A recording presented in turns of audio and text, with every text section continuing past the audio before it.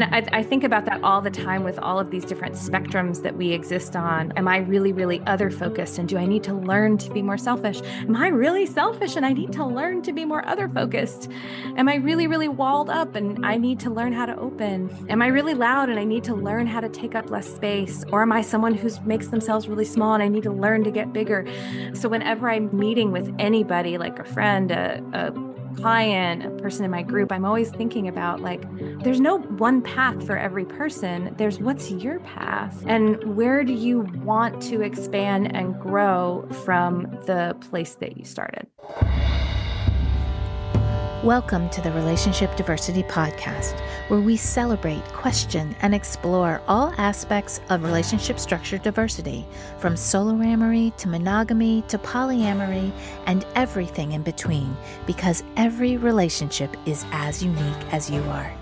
We'll bust through societal programming to break open and dissect everything we thought we knew about relationships, to ask the challenging but transformational questions: who am I, and what do I really want in my relationships? I'm your guide, Carrie Jaroslaw, best-selling author, speaker, intuitive, and coach. Join me as we reimagine all that our most intimate relationships can become. Today's episode is part of our conversation series. I'm just one voice in this relationship diversity movement, and it's important to bring more unique perspectives into the conversation. Today, I'm talking with my friend Libby Sinback. I loved this conversation because it feels like the kind of conversation we'd have anytime we connect. Two friends exploring relationship ideas together. But this conversation happened to get recorded. Libby inspires me in so many ways, and one of which is trying something new with this episode, which is turning it into 2 episodes. We talked for such a long time, and it all felt so juicy, so instead of having to choose to cut something, I just didn't want to do that. I decided to include it all, but I had to break it up into 2 episodes because we talked for easily an hour and a half. So here is part 1, and stay tuned for part 2 to be released next week. But for those of you who don't know Libby, here is a little bit about her. Libby Sinback is a relationship coach, educator, and host of the podcast Making Polyamory Work. She's also a mom to 2 and a partner to 3 amazing humans. Libby helps people who live and love outside the box create nourishing, authentic, boundless love in their life. Libby believes love is why we're here and how we heal. Let's get into the conversation. Hello, everyone, and welcome to this episode of Relationship Diversity Podcast.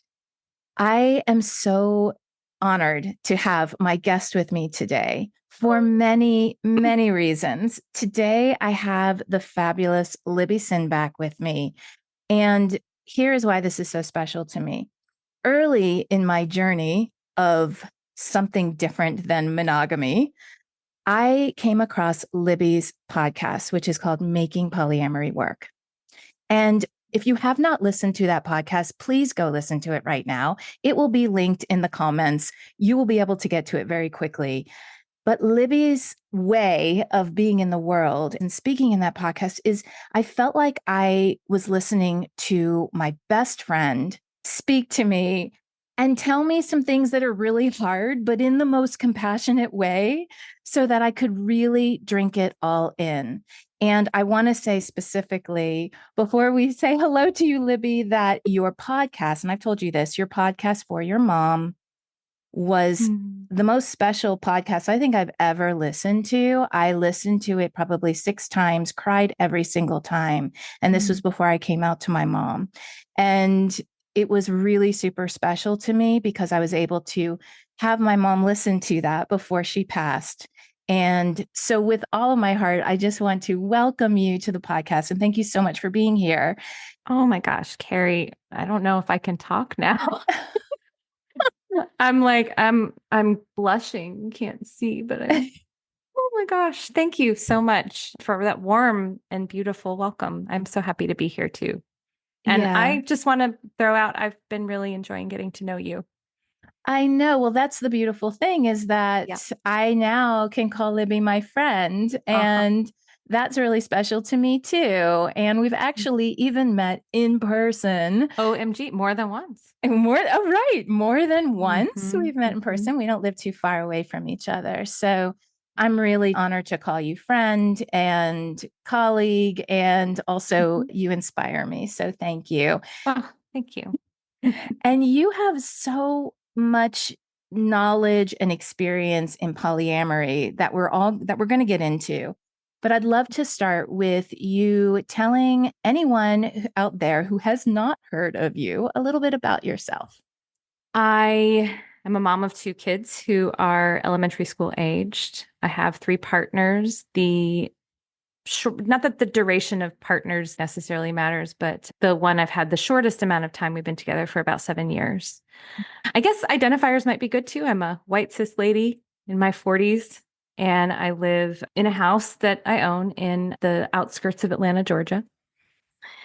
And I help people with their relationships in whatever way that I can, which for me has been creating the podcast, Making Polyamory Work, and also coaching people and running a couple of different groups that I do and teaching workshops and just whatever I can do to help people love each other better. It's my goal in life, to help people Well, love each other better. I love your tagline, love is why we're here and it's how we heal. Mm-hmm. That speaks directly to my heart because I believe that love is missing in the world a lot, and it's caused so much divisiveness. And I Mm-hmm. know that you point it towards relationships and how we relate intimately to the people in our lives, including ourselves. But I'd love for you to talk about how do we bring more love into our lives if we've pushed that away for so long. And I think that it's out of protection. It's how we've learned. Mm-hmm. I can't speak for everyone, but I know many times I have pushed love away because I protect my heart, because Mm. I've been hurt, because of something that's happened. What do you feel keeps people from embracing love? Let's pause there for just a second, because I think this is a question that is probably pretty personal to you. Am I getting Mhm. that? Yeah, well, definitely. I lead with my heart for I sure. see that. Hmm. Yeah.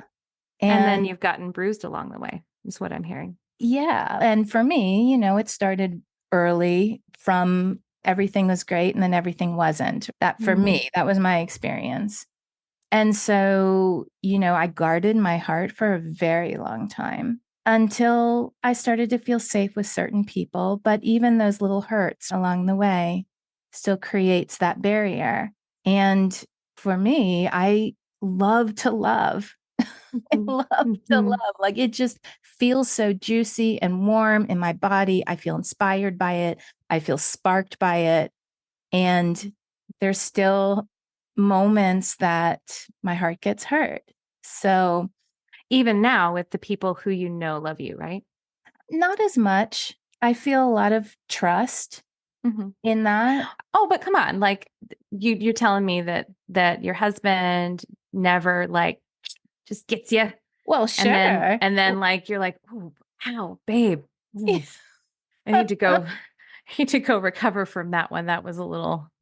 Well, sure. We do that to each Mhm. other. I'm Yeah, definitely not innocent in that. And yeah, I think we know each other well enough that we try to not be intentional. We don't want to sure. intentionally hurt each other, but we're also the most vulnerable with each other. And that's, I think, Mm. is tied to the heart, right? Vulnerability. Yeah.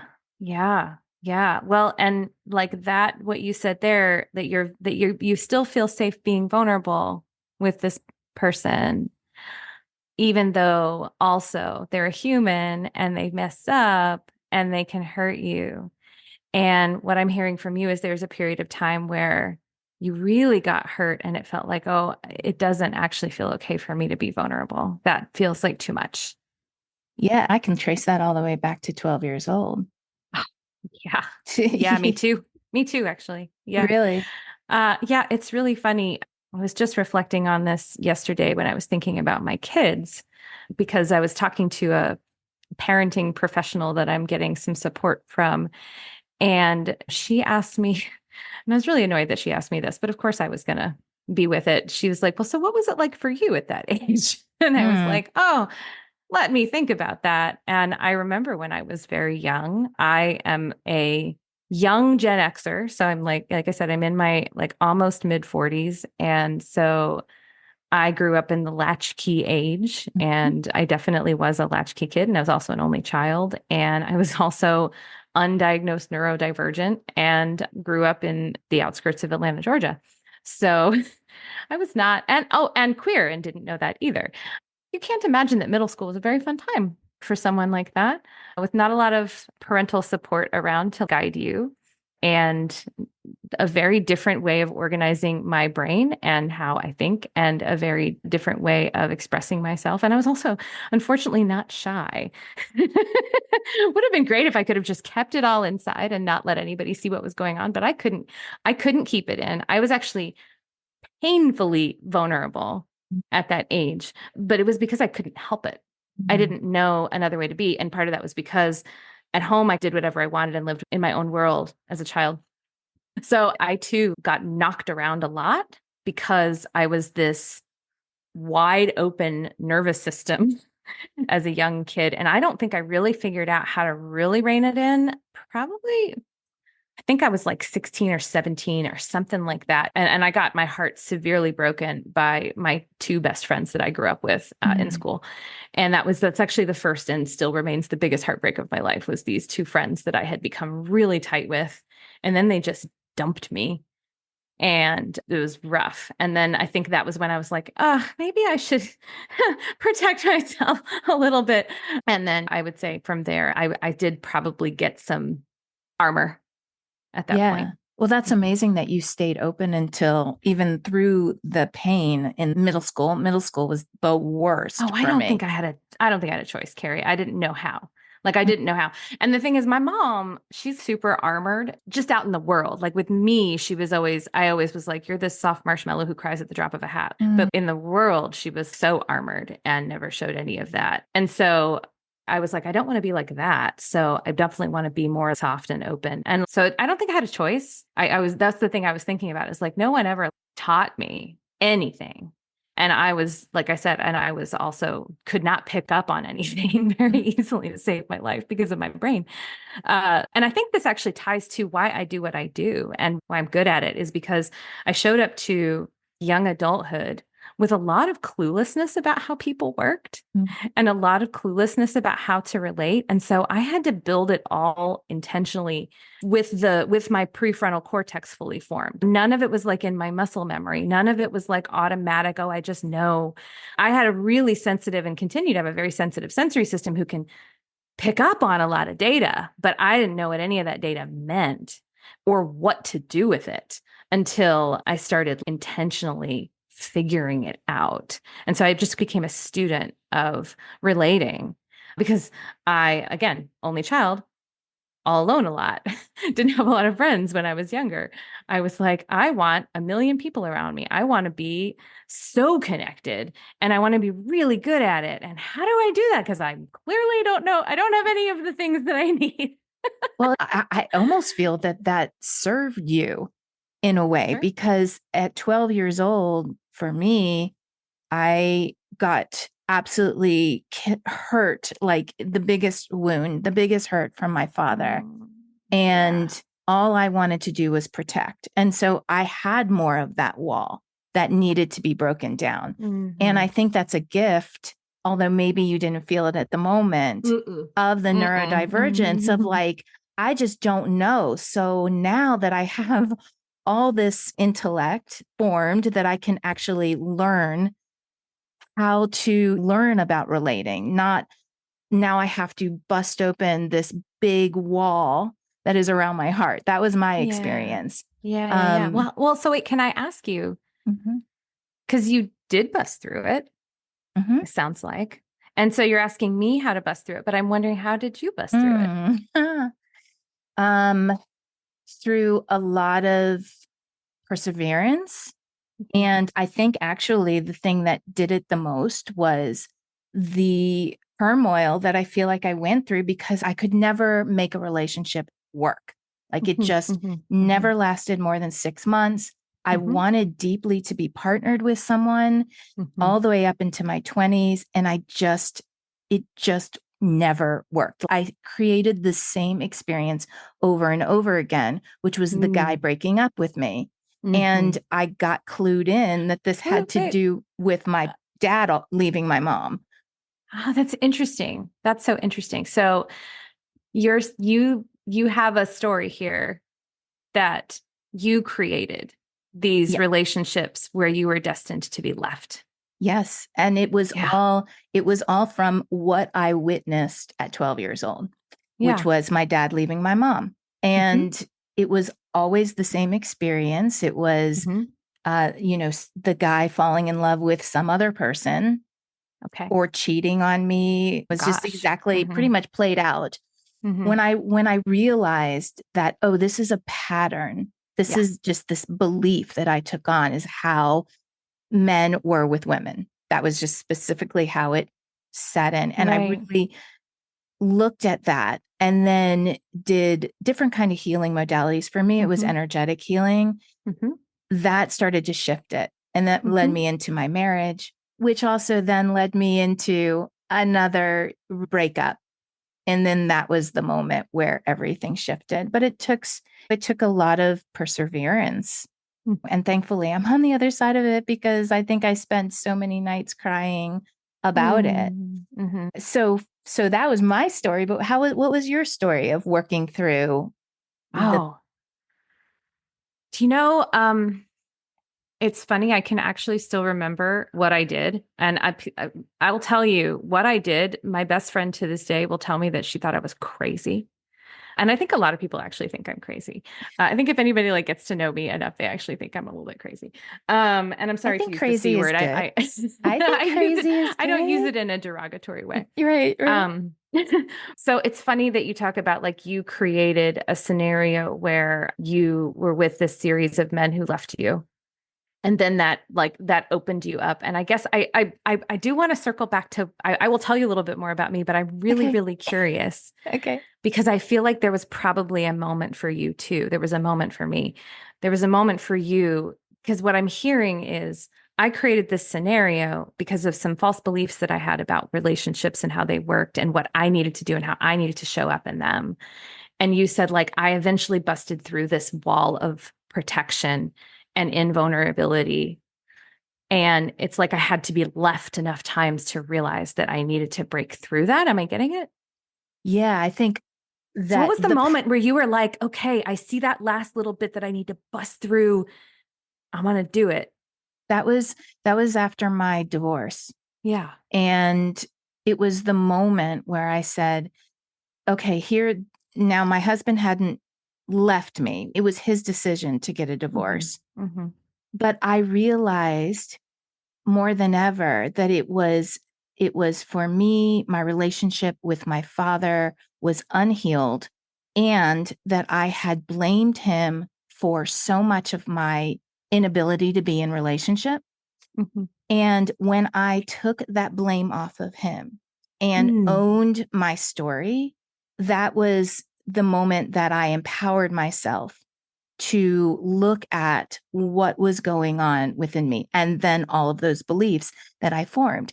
And just to bring it forward to just last year, as my Hmm. mom has passed, and we're learning a lot more about that time. And now it's coming through the eyes of a 53-year-old who has Right. been in relationships, not a Right. 12-year-old who put Right. their parents' relationship on a pedestal.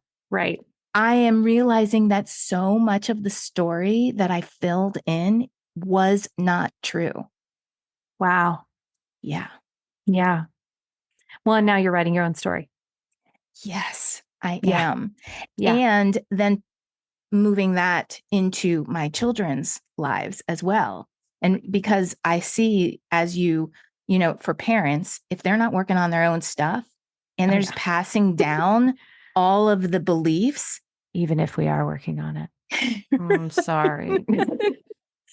But it is a different story. It's a different Sure. story that, that my kids are seeing. And of course, Mhm. I'm taking the things that I wish I had seen at 12 Yeah. years old and Yeah. bringing that into the conversation with my kids who are writing their Yeah. own stories too. Yeah. Yeah. That's beautiful. I love that. I love that when you realized that you were letting someone who wasn't even involved write your story, and you were like, oh, what if I just stopped letting that be what determines my story Yeah. and just start picking up the pen and writing it. And from there, it's not easy from there. Like, right. Then you actually have to start writing something new, and it's a whole different ball game. But I love. And taking responsibility for your shit. Yeah. It's like, oh no, I can't blame that on my dad. No, Right. shit. I Right. got my own Yep. stuff. Yep. Yep.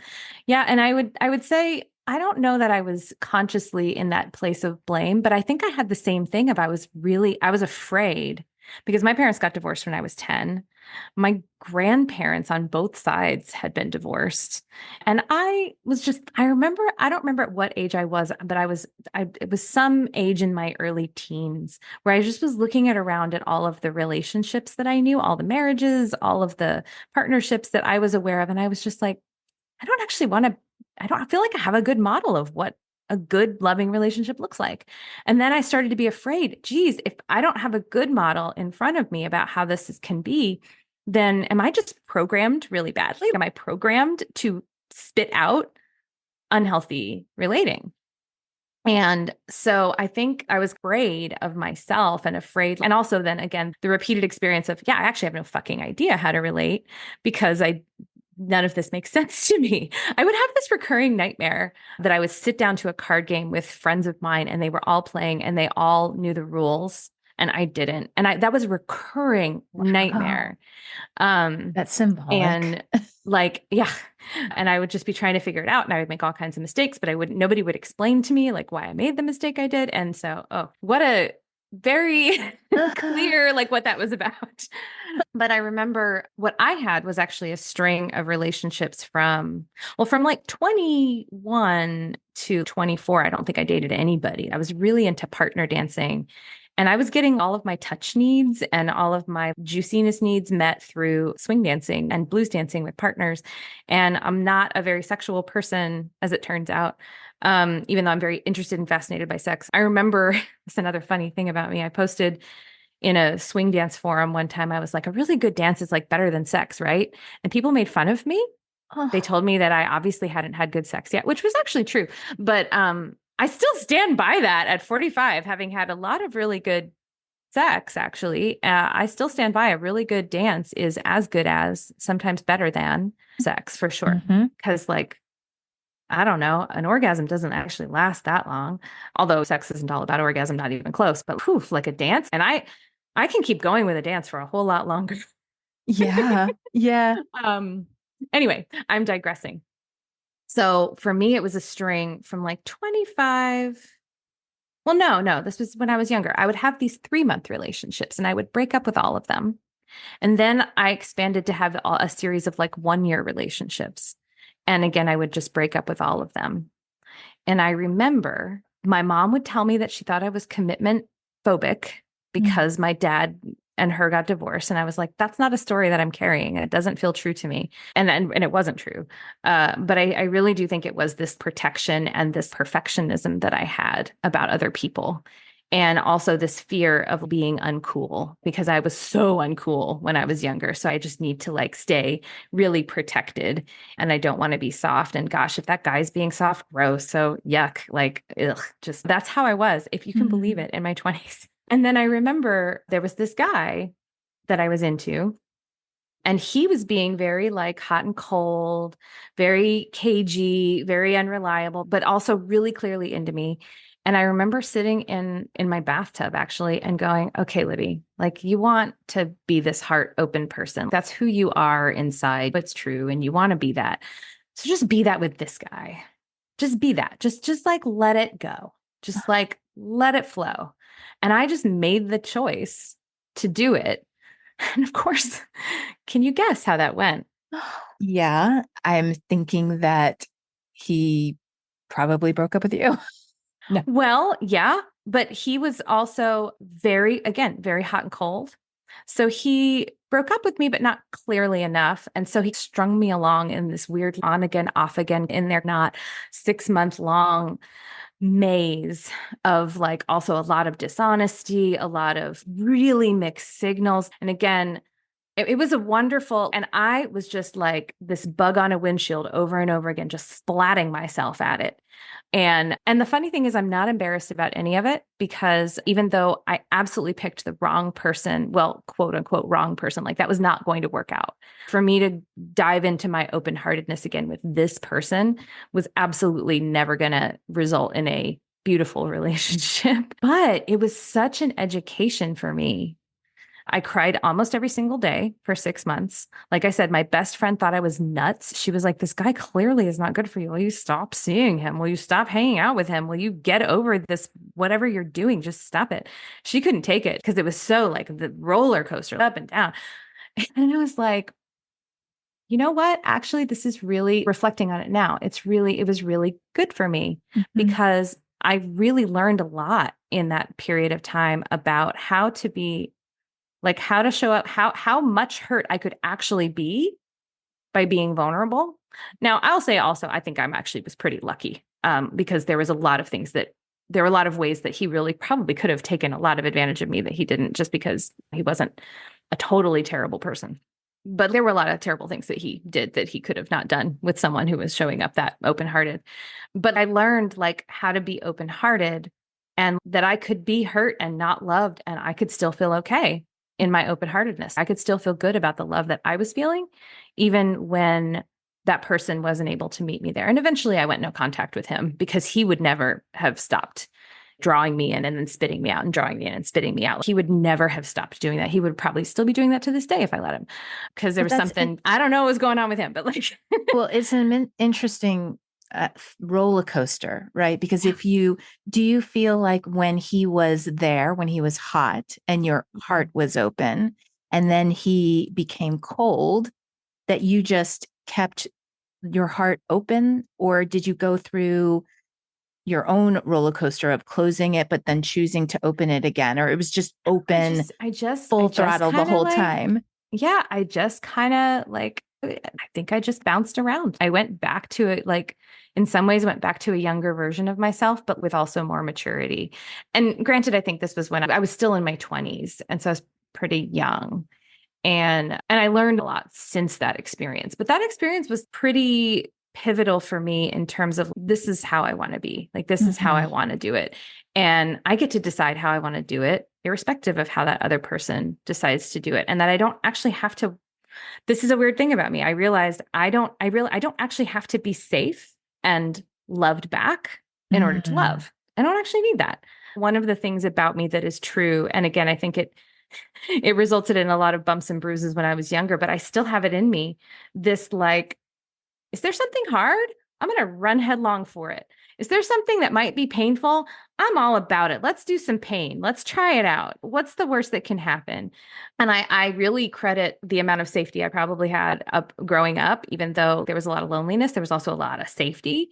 Nothing really, really terrible happened to me when I was young and helpless to bring a lot of that fear on. So I would say that's probably privilege that I have that in me that like, sure, let's just go for it, because it never really went to a fully dangerous and unsafe place when I was younger. So now it's not that I'm not afraid. It's that I really am so interested in messing up and doing hard things and learning from it. Well, see, I think that is more what it is, because I had privilege, I had safety, and yet I don't necessarily run for, the discomfort. And, that to me, it is a choice. And I love that you brought up it was a choice for you, because I think at the end of the day, well, we sit and we go, okay, am I going to be this way or am I going to choose another way? And maybe it's moment to moment. Maybe it's not as big and broad as like, I'm just going to open my heart for this relationship and go in. But it's that. But I also believe like you running towards discomfort. This is going to be hard, but I'm just going to go through it and learn from it is an amazing mindset and heart set to be in, because I lean but then I Mhm. pull away. I'll Well, lean and a little bit more and pull away. my one of my theories of how people, and I don't know if this is karmic or spiritual, I think I could see a way of seeing it that way, but I really believe we get put on this earth to learn a thing, Mhm. right? And that's not the only thing we're here to do, but I think that is one thing we're here to do. And so I think we all show up with like a starting place, and then the thing we're here to do is to not stay there, to Mhm. go, what is it like over there? And then what is it like to come back to my starting place? And then what is it like to go really far over there, maybe too far over there? Then what's it like? Where would I like to sit? And so I think for me, again, I showed up in the world this very vulnerable, open hearted, very awkward and annoying, frankly, person as a young person. And I had to learn some more containment, some more discernment, some more carefulness. And so that's been the swing for me. And so now I would say, as a person, and again, in more in midlife, I don't rush at discomfort in the same way anymore. I've recognized I have to slow down with myself. I recognize I use more discernment. I use more carefulness. I don't just say the thing anymore. I used to just always just say the thing. And now I go, I see the thing I could say. Is this the time? So that's been my work now. But for some people, and it sounds like maybe for you, you're really good at pausing and being careful and cautious. And what you need to do is open up more and lean more and see how far the leaning needs to be for you for it to feel juicy and good, but not like, holy shit, I'm terrified. And Mhm. I think about that all the time with all of these different spectrums that we exist on. Am I really, really other focused? And do I need to learn to be more selfish? Am I really selfish and I need to learn to be more other focused? Am I really, really walled up and I need to learn how to open? Am I really loud and I need to learn how to take up less space? Or am I someone who makes themselves really small and I need to learn to get bigger? So whenever I'm meeting with anybody, like a friend, a client, a person in my group, I'm always thinking about like, there's no one path for every person. There's what's your path and where do you want to expand and grow from the place that you started? Yeah, I talk about that a lot in this podcast of everyone is unique. So we all have our unique journey and we've all brought our unique past into our unique present. And even like everything that you just said is a path, right? Because it's like, yes, sometimes I am self focused and sometimes I'm way other focused. And that could be even in 1 year. And then I start feeling out of balance with things. And Right. this for me has been coming up pretty strongly over the last couple of weeks, is last maybe month and a half, is I feel so three-dimensional in the body that my spirit, which it was always my strength, has become unbalanced. And so Oh, really yeah. journeying and understanding that life is an evolution. We are evolving and Right. learning more, and then bringing that in and seeing how that sits in our lives and out of balance, in balance. I'd love to start talking and learning about how Mhm. you came into polyamory, because we heard about the early relationship with the guy who was hot and cold. Where did polyamory come into your life, or loving more than one person? One place I could point to the origin is when I was a teenager and reading some of my mom's trashy romance novels. And there were a few that had non-monogamy in them. And I would just be like, oh, that seems cool. And I read Stranger in a Strange Land also when I was a teenager. And I know a lot of people actually point to that book, which, man, on a reread, does not hold up. I can't recommend that book because it's very cringe with the sexism and homophobia that Mhm. shows up in there. But at the time I was like, yeah, that actually just makes sense to me. I didn't have a lot of romantic notions about marriage being the end all be all because of how I grew up. And also just again, my observing people in marriages that didn't actually seem all that happy or Mhm. alive to me. And so I wasn't gung ho about marriage from a very young age, like in my teens. I think the only reason why I wasn't one of these cool kids now who are practicing polyamory in their early 20s or even younger is because I did not think anybody else would go for it. Mm. But I was definitely into the idea from a very young age. And then I remember when I was in my late teens, I was dating this person who was very sweet and I adored him, but he was passive in the relationship. And then I started like reading about domination and submission. And when we stopped seeing each other, he moved away and we stopped seeing each other. And so at 19 years old, started exploring the kink community in the city I was living in. And I met like a little polycule basically and fooled around with them for a little while. And it was fun. It was informative. I wasn't ready for it. And I didn't have any vocabulary or language for what was happening. I remember I played around with a couple and they were so weirdly coupley. And one of the partners was talking about how during a sexual encounter was really focused on making sure that their partner was prioritizing them in the encounter. And I was just like, this is weird and I don't like it. It's making me feel not just like a plaything, but definitely like intentionally being made to feel less important. And I was like, this isn't fun for me. I don't know why. I don't have any, I didn't, again, no languaging for it because this was back in like 1998. I was very young. So that was my early exploration. And then when I was in my 20s, I dated someone who was in an open marriage. And that was really cool. I was dating him and then I was dating this other guy and I met his wife and hung out with her. And I'm still friends with them actually, even though this was over 20 years ago.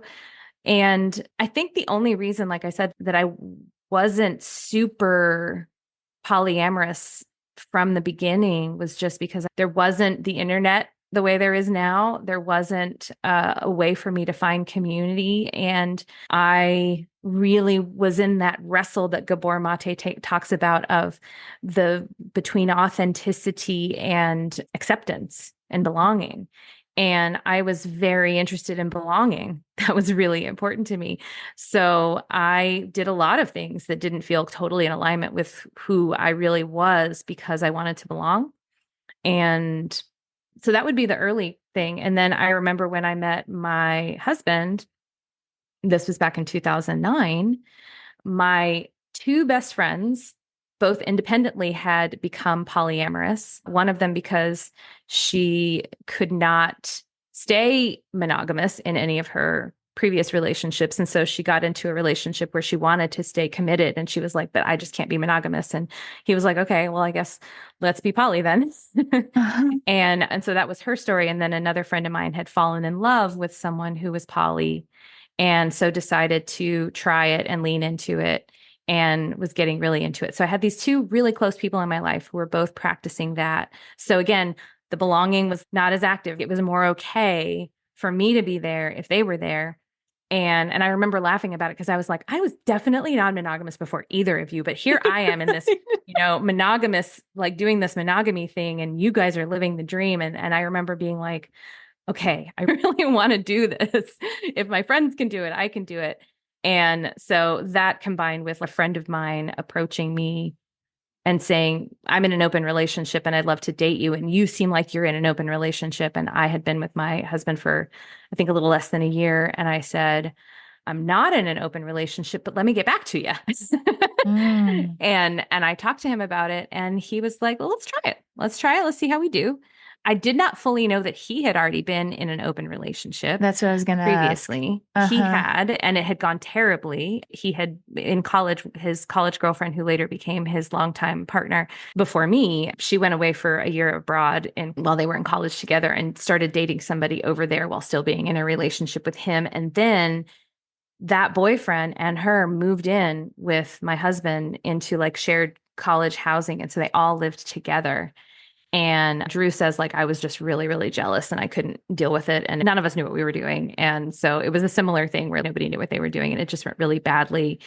And I think resulted in them breaking up for a little while, but then they got back together, but without that additional person. So he had some experience with it. And his really good friend and roommate at the time we started dating was also like poly and kinky. So again, there was more of that acceptance for him too. And so he was like, I want to try it. And I did know a little bit more about what I was doing at that point because I had these friends as resources and they pointed me to all kinds of stuff. And I had already known a lot about it just because I was interested because I liked it and I was into it. But so I knew a little bit more about how to communicate about stuff and how to go slow. And also I think it helped that particular first relationship didn't go very far. We hung out, we made out, we went on a few dates, but it didn't turn into anything significant that first time. So it was a kind of a nice little dry run. That's what I'm thinking, right? It wasn't a bad experience that you Right. say, oh, I don't want to ever do that again.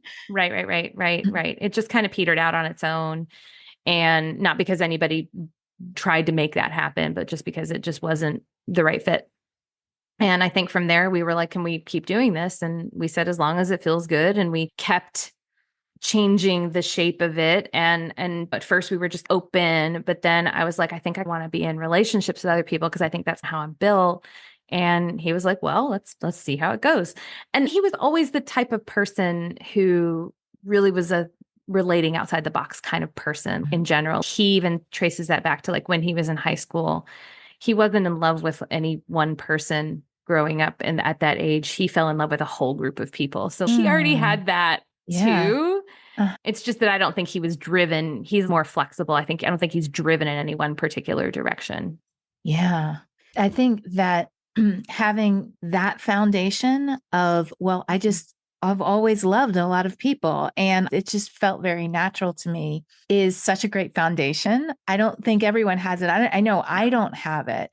And lately, polyamory is having its moment, right?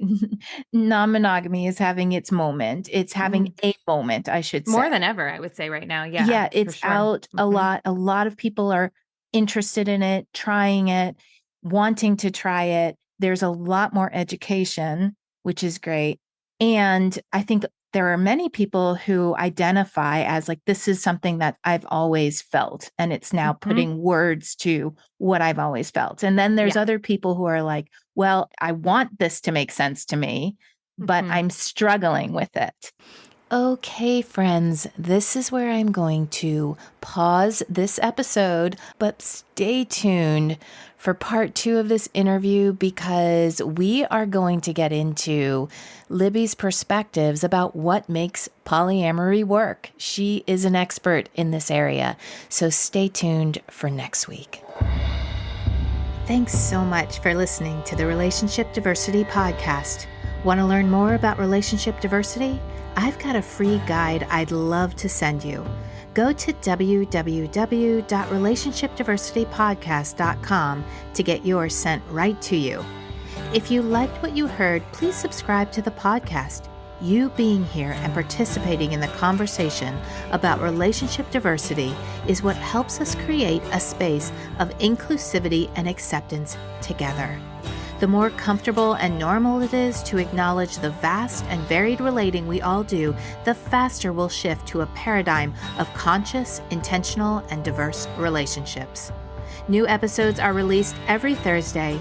Stay connected with me through my YouTube channel, where I'll give you even more free resources and information all about relationship diversity. I'm super excited to go deeper into YouTube because I'll be able to connect and have conversations directly with you. You'll find the link in the show notes. Stay curious. Every relationship is as unique as you are.